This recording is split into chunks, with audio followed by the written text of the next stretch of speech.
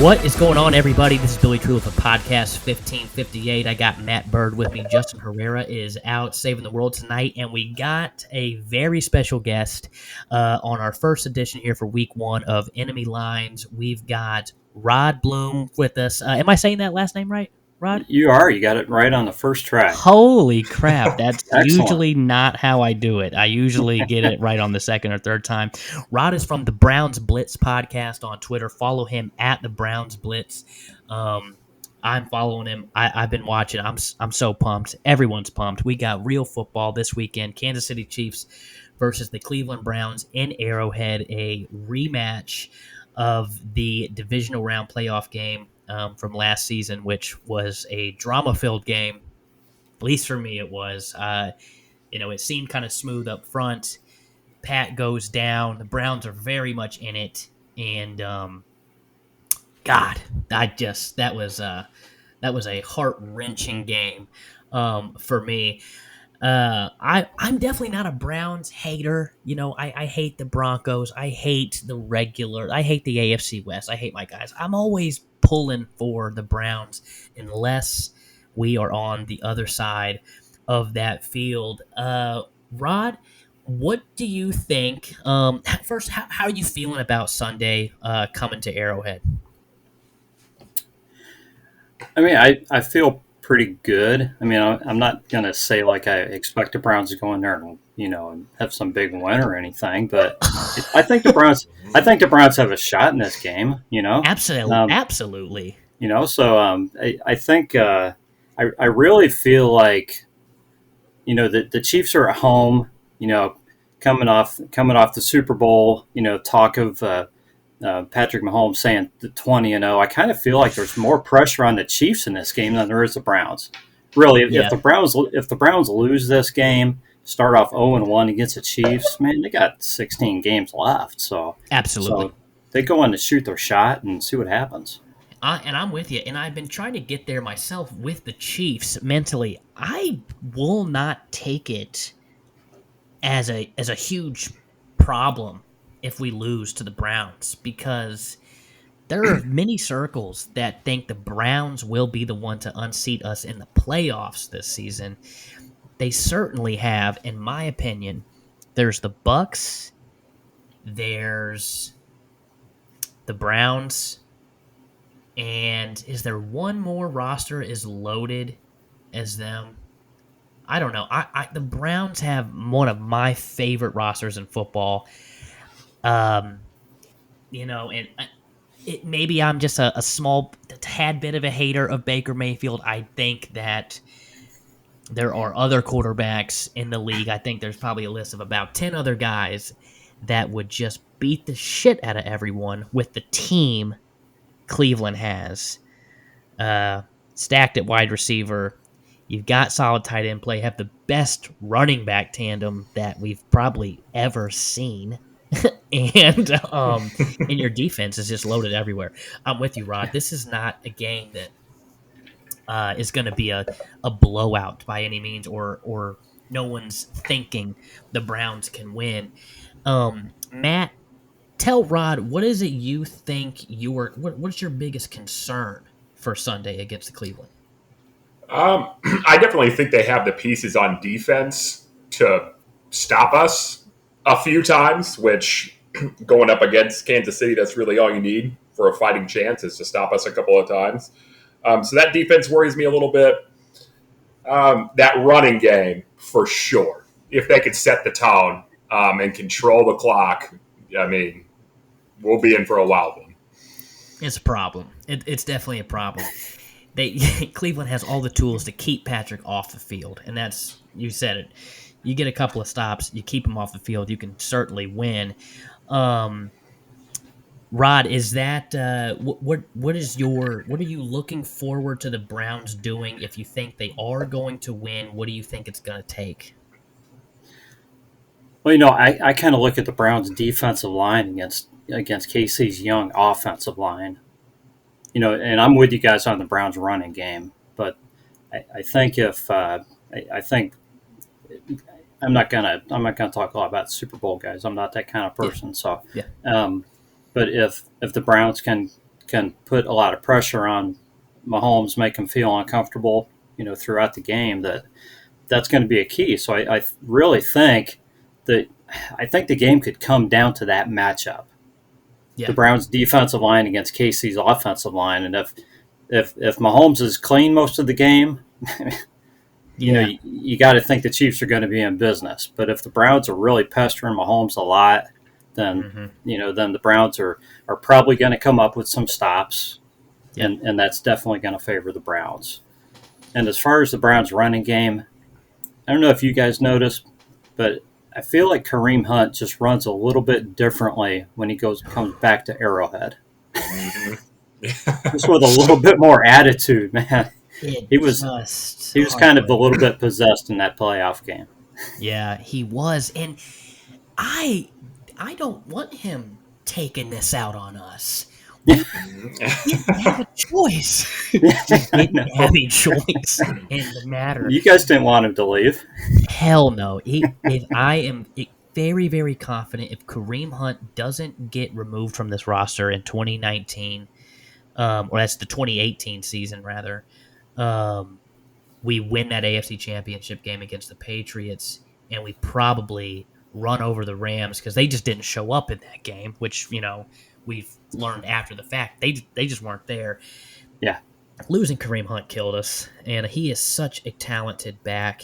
The fact that you have him second fiddle to maybe a top 2-3 back in the league is just crazy. And so I definitely agree with you, Rod. The defensive line of Cleveland versus our offensive line is something that I am very excited to see, for one, because it's going to be a huge, huge task for this newly tooled offensive line week one. That's a lot to ask for. But then the problem, which I get when you're going against Cleveland, you have to know the one thing that can absolutely give you a loss is if you can't control that run game, if you can't just slow it down a little bit from Cleveland, it's a long day. And then the Chiefs have to find ways to score fast if that's happening, because the clock is just getting taken away from them when Chubb and Hunt are really feeling themselves. That to me is going to be that's the difference maker every week for Cleveland. And the Chiefs are not historically in these past couple years good at stopping the run. What are you seeing from your boys in this offseason that you think that could be their downfall this week? Well, there are some young guys on the team, but I don't think they're going to be starting. It's a question of how much playing time guys like Greg Newsome and JOK get in this game. Greg Newsome, my God, you guys just have all the corners in the world. Yeah. We need them. We were playing guys off the street, by the end of the season last year. So, guys that didn't even know who they were at the beginning of the season. So, you got to go so deep at corner. But, yeah, the Browns have a lot of corners right now. These guys look good, but to ask rookies like this to come in and start against the Chiefs week one, it's kind of tough. So I don't know how much you're going to see those guys. I think you'll see some of the other guys starting the game, and those guys will probably get some playing time, but it'll probably be mixed in at key points of the game. As much as we want to see JOK trying to guard Travis Kelce and trying to come in on a blitz on Mahomes and that, I don't think that's going to happen a lot this week. Yeah. So I don't know. We didn't see the starters much in preseason. I don't think you guys did either. So I really don't know what to expect. The Browns have probably, I think the word is like 8 or 9 new starters on defense this year. Oh wow! So I think the question is, how do they gel? Yeah. Do they play well week one? Because a lot of the guys didn't even play in the preseason at all, Yeah. or very limited snaps. So if there's a weak spot, maybe it's that it takes the defense a little while to come together. Yeah. Absolutely. And this is definitely one of those games that could be tough to, for one, fans are back, and I know that's not a big thing to a lot of players, but like you said, for the young players especially year 2 players, if you were a rookie last year, you have forgotten what it's like Yeah, in college. You just been right. playing in a parking lot, and Arrowhead Stadium is the complete opposite, and that place is going to be nuts on Sunday. Kansas City has just been humming ever since we got our ass whooped in February for this game to get here. One of those young players on your defense that will be starting is Jadeveon Clowney. Matt, does the pairing of Jadeveon Clowney and Myles Garrett do you think that's a problem that this offensive line will not be able to overcome? I think maybe early in the game, you might see some hiccups, but I think as the game progresses, I think we'll be able to handle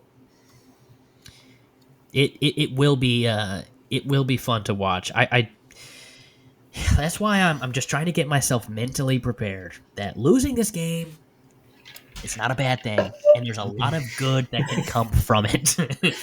I think the Chiefs need to learn as much as they can about that defensive line.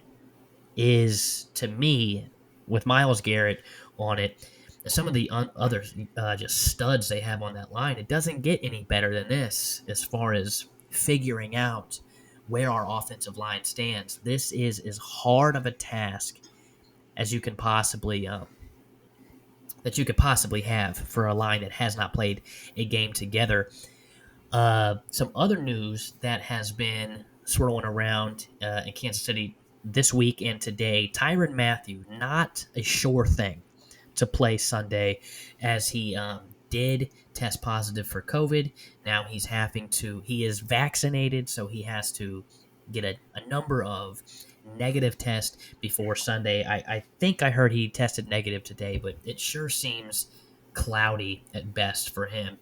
Odell Beckham Jr. getting back on the field now with a just excited Browns team, I think, could be a big problem. This wasn't the Browns team that he showed up to. This team went ahead and got its success without him, and I think Odell is one of those guys. It needs to be flashy and it needs to be good, and he'll be fine. At first, it wasn't that way. I think it was probably better for Baker Mayfield to play without him for a while. He's a guy that just demands a lot of targets, and that was too much for Baker early on. Our secondary is very young.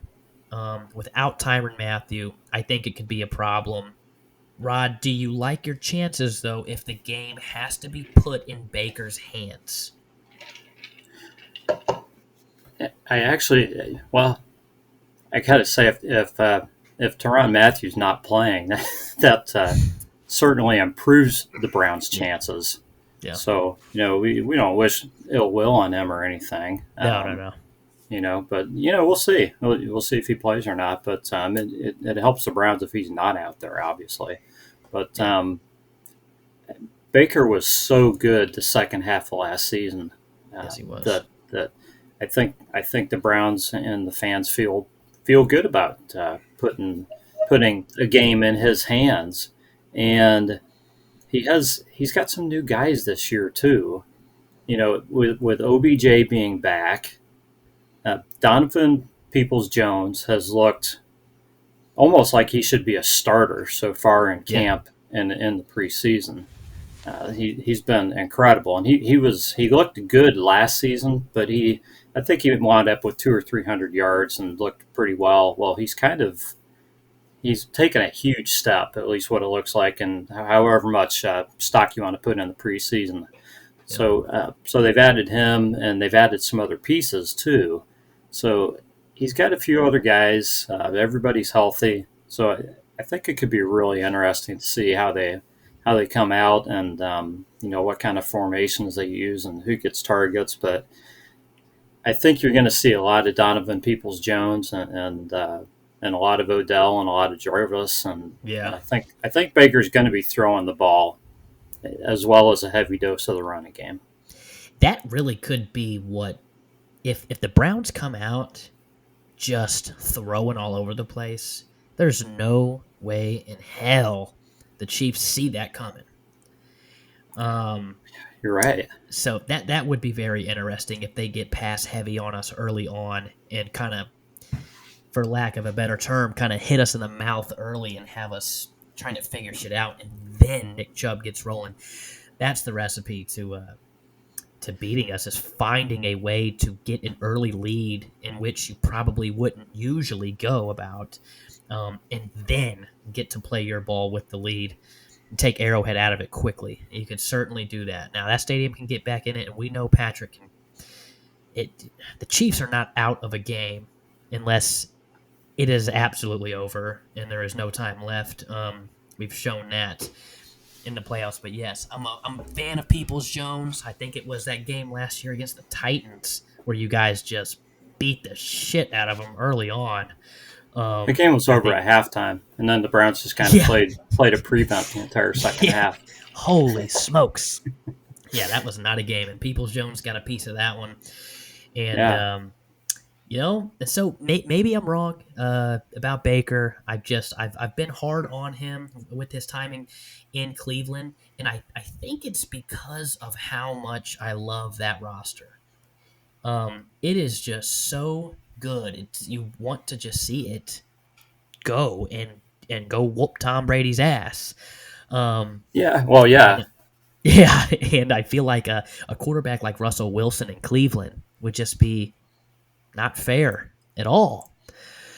Well, that's true, but then you got the running game too, so you don't expect Baker to have to put up huge stats with that running game. So it's kind of, he's kind of stuck in the middle someplace there. But I think you'll see a little bit more from him this season. I also feel like the Browns, I don't think they're going to be real conservative in this game. I think, talking to some other people are like, well, Stefanski may not use everything in this game because of some of the young guys in that.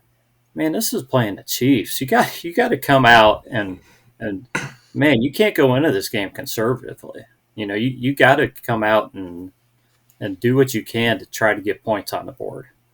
And I think that's what he's going to do. I think you're right. This is not the game to be conservative, which has been my knock. Matt, do you agree with me, or am I kind of alone here? I feel like Andy Reid keeps too much to the vest early in the season. A game like this, I want nothing. I don't want it to come down to the last second. Open the playbook and go crazy. Don't hold things because it's early and we're going to see them in the playoffs, or we won't, or I don't want any other coaches to see this or that. That's what Andy does. Yep. God, it drives me nuts. And I really hope he opens the playbook, because Cleveland is a team that you just can't let them hang around. There's time to come up with other plays, right? Yeah, right. Exactly. Exactly. We're every offseason we hear about what's been newly installed into this playbook, this and that, and it's like, okay, well then how about just grab 2018's playbook and use the whole thing, since we can't use some of this stuff now. We'll see. Well then, again, thanks for hanging out with us here, Rod. Before I let you get out of here, let me get a couple of things from you. Matt, I'm going to let you go first. Knowing that this is the Browns style alone, let alone the fact that it's loaded, their style of play is kind of our kryptonite. Give me your game prediction for Sunday. I'm going 38-31 Chiefs. I think it's going to come down to a touchdown in the final 2 minutes. My God. So that means Monday is just going to be, I'm just going to be exhausted. Yep. Rod, what do you think your boys do? How do they fare on Sunday? I'm going to go kind of close to what Matt said. I think it's going to come. I think it's going to be a close game. I think it's going to come down to a kick, which is going to kill everybody. But I think, and I for some reason I feel like it's going to be a lower scoring game. Maybe the Browns run a lot. Maybe the teams just maybe the defenses play a little better than we think. But I got the Browns winning 27-24, and guys, I always pick the Browns. So oh yeah, no. Oh yeah, no, I hear you there, and I pick the Browns every week on my podcast, so. And I do even when they stunk. So yeah, Rod, if you are correct, if this game is lower scoring, that is absolutely in the favor of the Cleveland Browns. If this game is a low scoring game, the Chiefs do not come out of there with a win. We have to put points up. We can't come out of there with 17 points and expect a win. Well, I guess if I gotta put a prediction on here, it's week 1. We have I hope we're playing with a big chip on our shoulder. I hope we're playing with a bigger chip on our shoulder than Cleveland is. We can't forget Cleveland is not happy with us right now. So they are very familiar. This is the last stadium they played a real game in, and they are not going to take us lightly. I think we have to score a lot of points. I think we have to score more than 35. I think this is going to be, if we were to win like I'm going to pick, I'm going to say it's actually going to be something more like 42-24. I think if we do win, we win it handedly. If we do, but at the same time, I do very well understand we could get our asses kicked this weekend. This is just, I would much rather be playing the Buffalo Bills. I can tell you that. I'm not scared of a quarterback that wants to get in a shootout because we're built for that. It's the running game. I am scared of the guys that can stay on the field and take 10 minutes to score. Yeah. That is the way to do it. You run the ball, you play defense. All right, Rod. Well, then, hopefully, what I would like to do is, if we do see each other in the playoffs, I'd like to get you on here again, or vice versa. Really see where things have landed for the season, and we can do it again. I certainly expect the Browns to be in the playoffs. I certainly hope the Chiefs are there as well, and I would imagine we probably will have to cross paths. God, I hope it's not in Cleveland. I do hope that comes to Kansas City. But however the cards fall, regardless of this being a Chief show or whatever,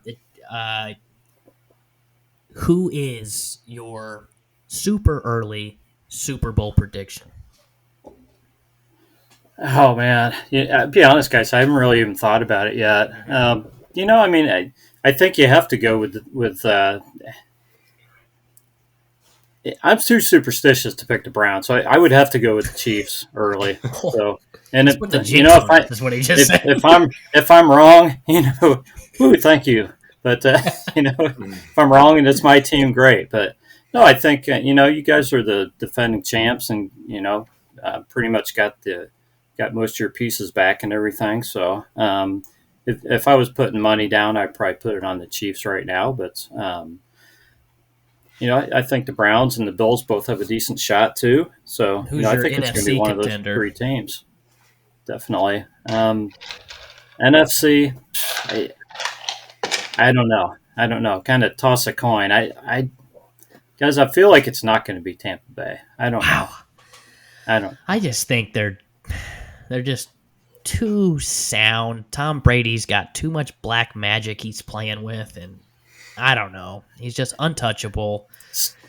I don't know, but teams don't repeat that often. Stuff happens to teams and all that, and they brought all the same guys back. It's too textbook for you to expect it to happen. So I feel like something's going to go awry, and that they won't get back there. They'll get to the playoffs, but you only have to have 1 or 2 guys hurt at key positions in the playoffs, or face a hot team, and you're out.